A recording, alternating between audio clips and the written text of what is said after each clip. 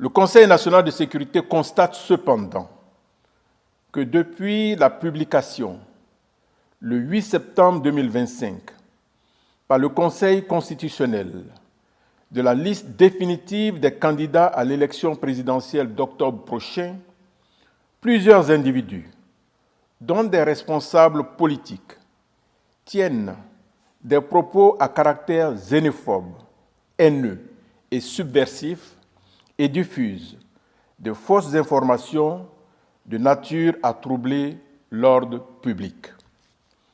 Le Conseil national de sécurité, tout en condamnant fermement ces propos et comportements qui vont à l'encontre de l'esprit de paix et de responsabilité qui doit prévaloir particulièrement en période électorale, tient à rappeler que, conformément à l'article 138 de la Constitution, les décisions du Conseil constitutionnel ne sont susceptibles d'aucun recours.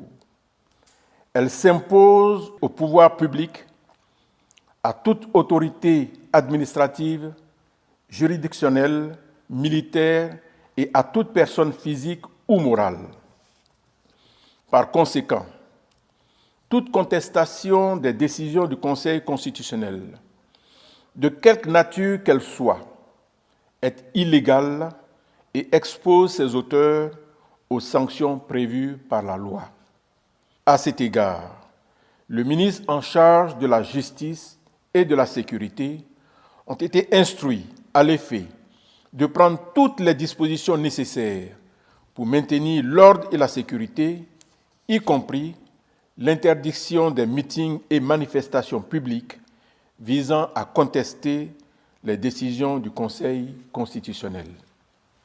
Le chef de l'État tient par ailleurs à adresser ses félicitations à l'ensemble des acteurs engagés dans l'apaisement du processus électoral. Il félicite en particulier la Chambre nationale des rois et chefs traditionnels de Côte d'Ivoire pour sa récente tournée de sensibilisation et d'écoute des populations effectuée sur toute l'étendue du territoire national pour une élection présidentielle apaisée. Le président de la République félicite également les guides religieux, les acteurs de la société civile pour les actions menées en vue de la préservation de la paix dans notre pays. Le chef de l'État a, en outre, invité ces différents acteurs à poursuivre leurs initiatives.